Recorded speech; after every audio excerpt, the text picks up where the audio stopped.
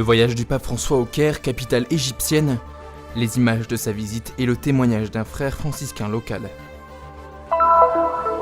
Comment fait-on le signe de la croix en arabe ?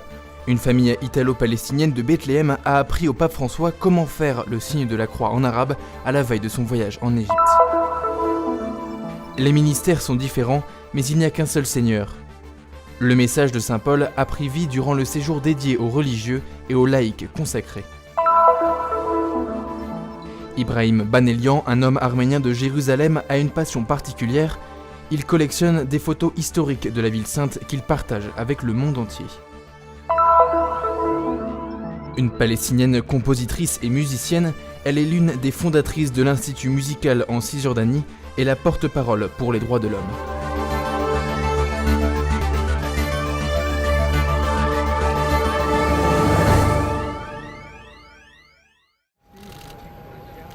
En tant que pèlerin de paix, le pape François s'est rendu en Égypte où la Sainte Famille avait trouvé refuge il y a 2000 ans. Terre des martyrs et des saints mais récemment cible d'attentats, les victimes sont des chrétiens auxquels François a apporté consolation et encouragement. En direct de l'Égypte, le père Mamdou nous a parlé de cette mission apostolique du pape François.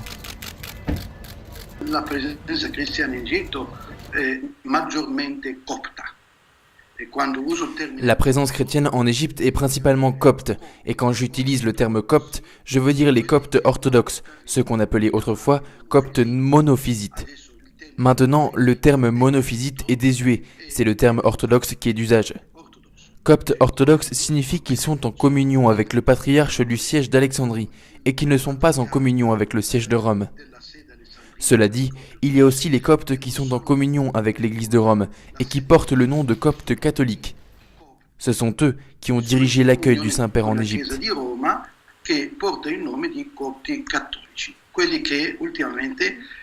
Hanno presieduto l'accoglienza del Santo Padre venuto in visita in Egitto. Au programme du voyage, des réunions politiques comme celle avec le président Al-Sisi, mais aussi interreligieuses comme avec le grand imam d'Al-Azhar Ahmed Al-Tayeb, le patriarche copte orthodoxe Tawadros II, le patriarche copte catholique le patriarche Ibrahim et le patriarche de Constantinople Bartholomée Ier. Parmi les moments les plus intenses du voyage, la conférence internationale pour la paix, la signature de la déclaration commune entre le pape François et Tawadros II, et enfin la messe au stade de l'aéronautique militaire du Caire, qui a réuni plus de 25 000 personnes. Sicuramente la messa celebrata allo stadio dell'aeronautica egiziana è stato il momento più felice. C'est certainement la messe célébrée au stade de l'aéronautique égyptienne qui a été le plus beau moment, le plus dense, le plus attendu, le plus populaire, le plus rassembleur que le pays a connu au cours des 36 heures que le Saint-Père a passées en Égypte. Je dois dire qu'avec le Saint-Père, le stade est devenu une église à ciel ouvert. Représentez-vous que nous sommes un pays à majorité musulmane. Quand 2 ou 3 personnes se réunissent dans une maison pour prier ensemble au nord de l'Égypte, surtout d'ailleurs ceux qui se trouvent en Haute-Égypte, il arrive que quelqu'un les perturbe ou même en vienne à les chasser du quartier parce qu'ils ont prié le Christ dans leurs églises. Alors quand nous trouvons devant non pas 25 mais 25 000 personnes réunies dans un stade, il s'agit d'un miracle, un grand miracle. Quando 2 o 3 persone sono radunate in una casa per celebrare un momento di preghiera insieme in Alto Egitto, soprattutto in Alto Egitto, trovano qualcheduno a disturbarli e addirittura arrivano a essere cacciati dal quartiere perché hanno pregato al Cristo nella loro chiesa. Un voyage de haute importance non seulement pour l'Égypte, mais pour tout le Moyen-Orient. L'Egitto è la madre dell'universo.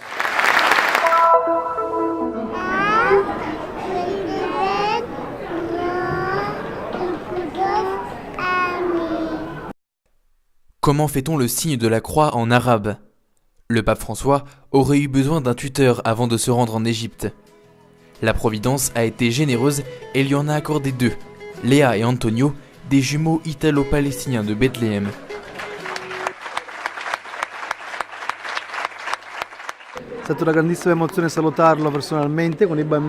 Ce fut vraiment très émouvant de le saluer personnellement avec les enfants, Antonio et Léa. Et ce qu'il nous a dit était très intéressant. Être une présence pour travailler avec le diocèse dans les paroisses et être une présence d'évangile qui soit heureuse, joyeuse dans notre mission quotidienne.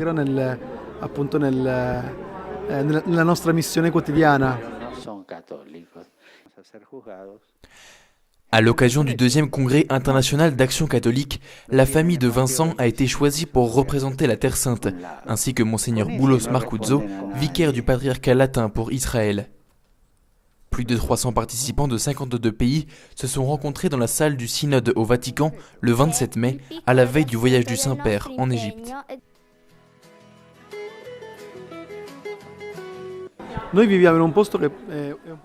Nous vivons dans un lieu complexe à Bethléem, en Terre Sainte, dans les territoires palestiniens. Le défi est ancien, ce n'est pas un nouveau défi auquel nous sommes appelés pour témoigner. Ce qui est beau dans le fait de participer à cette conférence est qu'il y a beaucoup de gens, et qu'ils ne sont pas tous des politiques, mais bien des personnes qui œuvrent au quotidien dans les paroisses avec le peuple de Dieu. C'est donc vraiment une belle rencontre et une richesse pour tous, surtout pour nous, pour notre foi.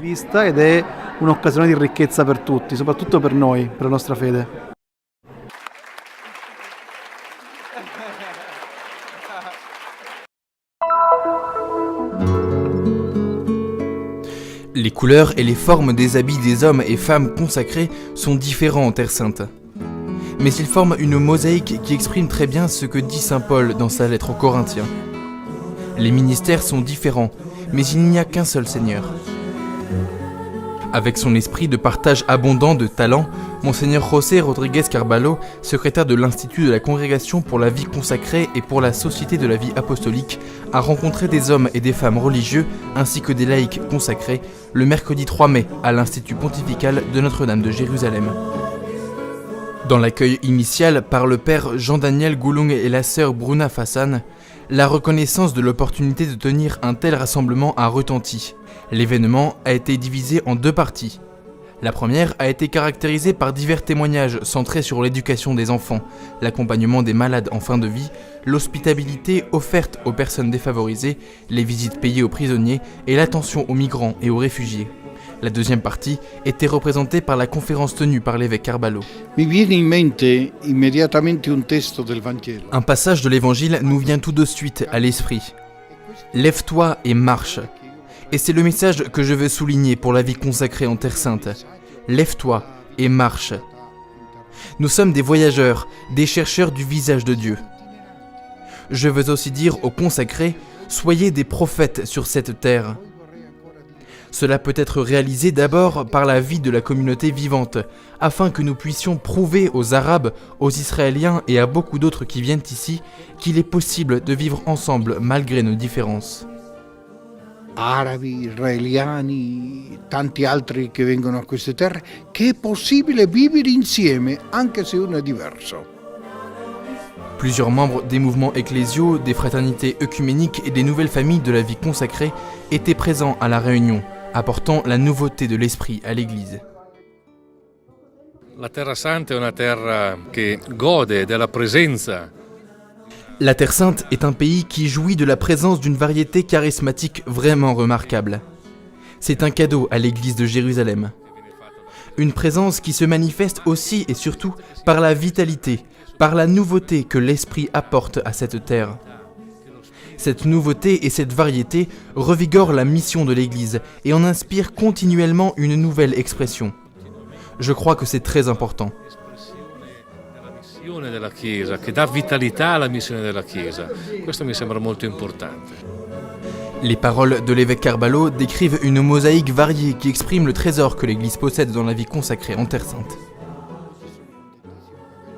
Restez sur les frontières, sortez. Nous avons besoin de moins de références et plus de missions, surtout dans les banlieues. Je suis ravi d'avoir entendu 5 témoignages de vie consacrée aujourd'hui dans la banlieue. Ce sont nos banlieues.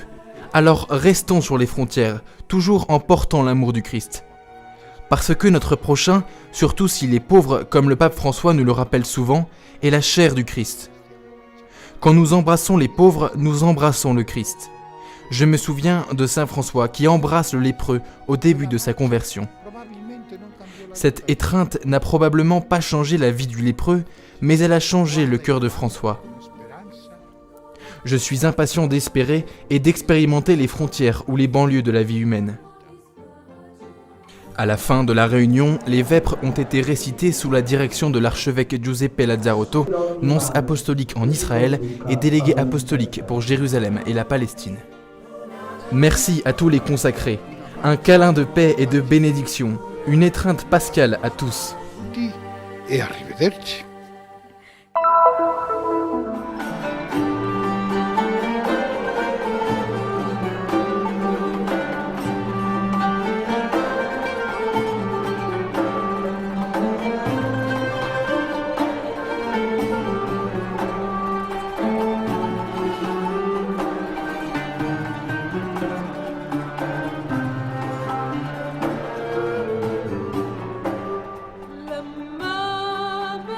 Ibrahim Banelian, arménien de la vieille ville de Jérusalem, collectionne depuis son enfance des photos retraçant l'histoire de la vieille ville à travers les siècles. Et c'est via sa page Facebook Apo Documentaries, à laquelle il consacre beaucoup de temps et d'énergie, qu'il partage les rares images desquelles il est en possession.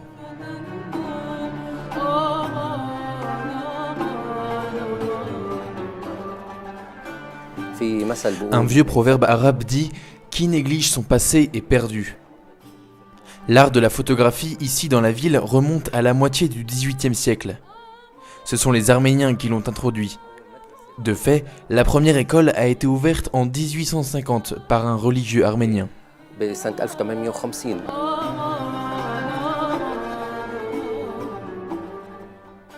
Grâce à sa passion, Banelian a réussi à trouver et cataloguer dans ses archives personnelles de rares photographies de la ville de Jérusalem. De l'excellence qu'il a souhaité partager avec tout le monde.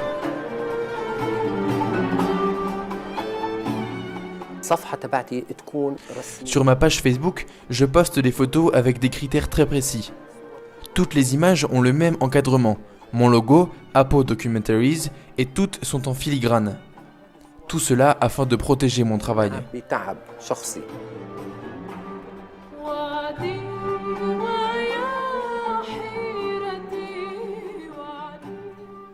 Depuis le mandat britannique dans l'Empire ottoman jusqu'à la visite plus récente de Paul VI à Jérusalem, en passant par la vie quotidienne des habitants de la vieille ville, chaque image raconte un moment ou un événement particulier. Et grâce aux divers témoignages de personnes âgées et des photographes, Banelian parvient à expliquer les événements qui ont eu cours dans la ville sainte.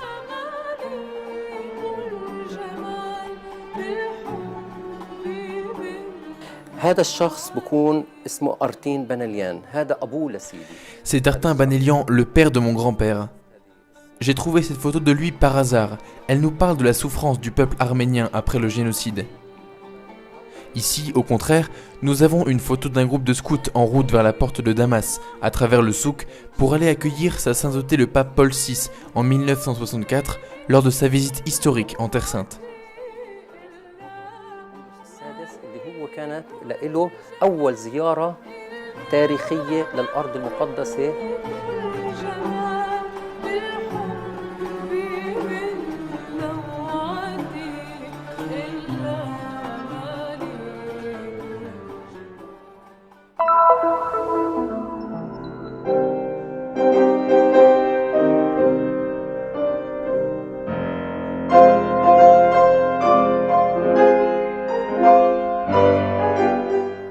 Le monde de Rima Taradzi est fait de musique.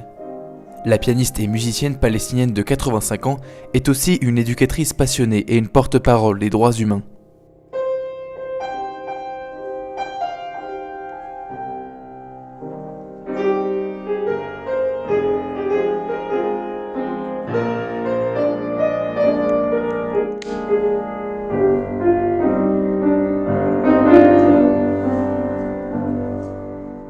أنا طبعاً هذه بعدهاش مهنة كانت طول عمرها الشغف يعني. Pour moi, jouer n'a jamais été un travail, mais une passion. Je n'étais pas une professionnelle, mais j'ai passé toute ma vie dans la musique. D'abord avec des cours de piano à Birzeit, avec le maître Salvatore Arnita. J'ai très vite commencé à composer, avant même de passer le diplôme. كل اللي كتبته Ce que j'ai écrit ne peut pas être défini comme une musique nationale, mais une expression de mes sentiments personnels de douleur. J'ai ensuite ajouté quelques paroles. J'ai toujours été très attachée à ma terre.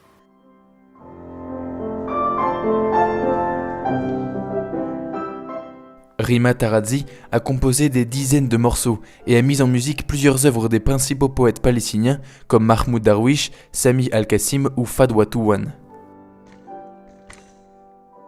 La musicienne a toujours montré un intérêt particulier pour l'éducation au cours de sa carrière artistique. Elle est d'ailleurs l'une des fondateurs des premiers instituts de musique en Palestine.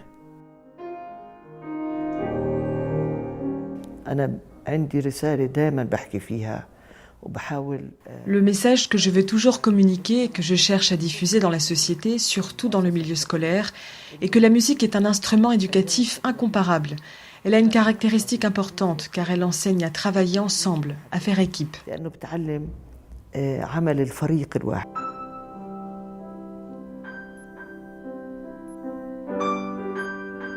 Tout est né d'un amour pour la musique classique qui s'est ensuite étendu à la composition, aux hymnes, aux prières et à d'autres thèmes sociaux ou non. À travers son travail, Rima cherche à insuffler l'espérance à tous ceux qui l'écoutent.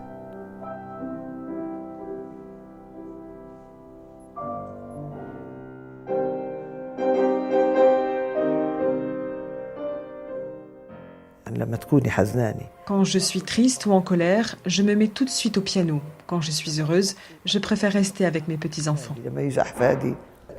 Dans la musique, j'exprime des valeurs d'humanité, l'espérance autant que la douleur, car je porte une espérance au fond de moi.